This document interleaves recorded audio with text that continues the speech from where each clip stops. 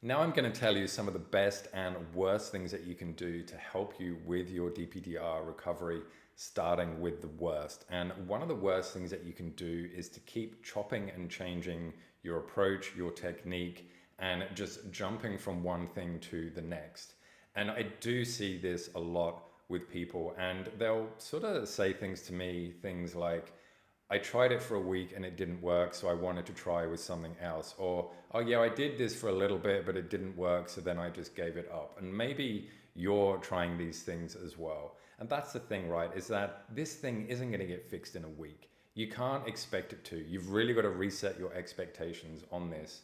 You fix it by being consistent. So if you are chopping and changing all this stuff, then you've got to break that habit. You've got to find something which you resonate with and which you can do, and then stick with it. Keep going with it no matter what, no matter how you're feeling, keep going with it. And then once you've given it a really good go, if it still isn't working for you, then get rid of it. And a prime example of this would be something like meditation.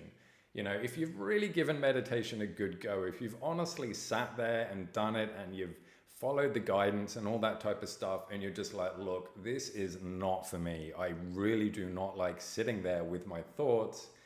Then fine, don't do it. You don't have to do it after that. But if you've meditated twice and then you open your eyes and go, oh, I'm not cured yet, you know, then it doesn't really work like that, does it? You know, so you've really got to give it a go.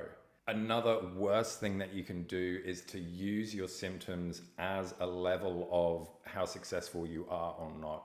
And I know I've mentioned this a little bit before, but it's so important, and it's a mistake that every single person makes until you're made aware of it, because you don't have any control over your symptoms. If you did, you'd just get rid of your symptoms.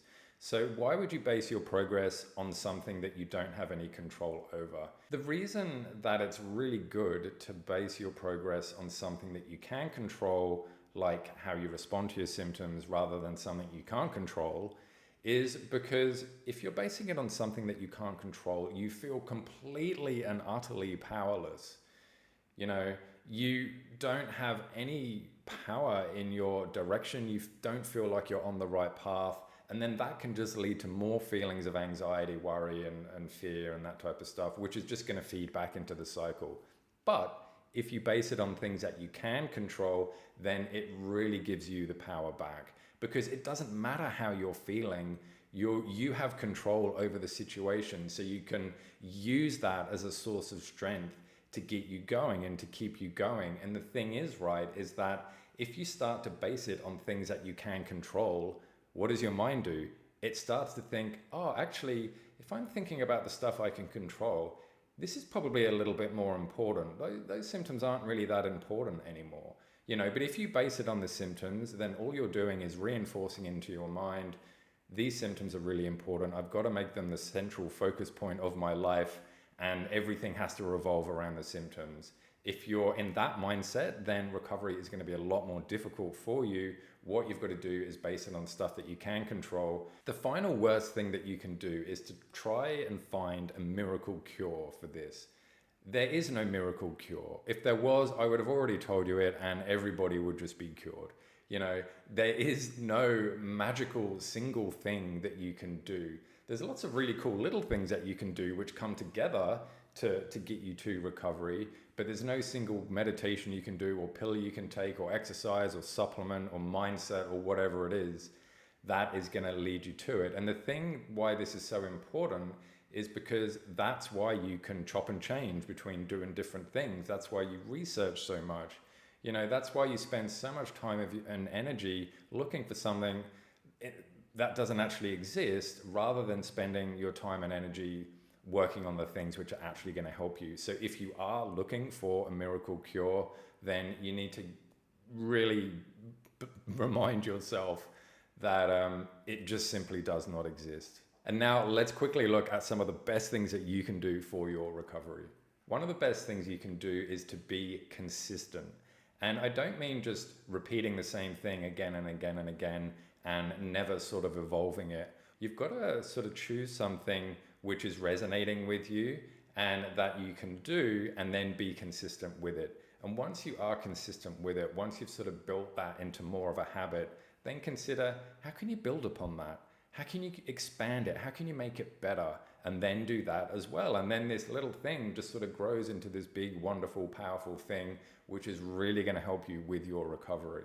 Another best thing that you can do is to focus on your life rather than focusing on your symptoms.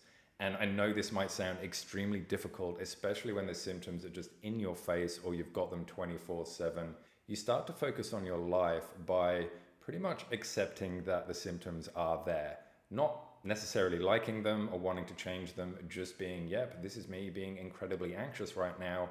I'm just going to still get on with stuff. And getting on with stuff is the focusing on your life. So it's more about that transition from not recovered to recovered is just a transition from really not focusing on your life and processing the anxiety at all to processing the anxiety and focusing more and more on your life until in the end you've processed the anxiety and you're focusing on your life so much that that's all you're doing. You're focusing on your life and boom, there you go, you're recovered, you're just living normally again. If you feel you need help to recover from this, then the Freedom course is going to be the thing that helps you. It's a course I made which is incredibly powerful. It gives you so much knowledge. It tells you exactly what to do and when to do it. And it covers everything I've been talking about today and so much more stuff in much greater detail. It really is the best online DPDR and anxiety recovery course there is. So go and check that out. If you do want to have a look at that, then the link is in the pinned comment and the description. And until next time, I'll see you in the next video. Bye.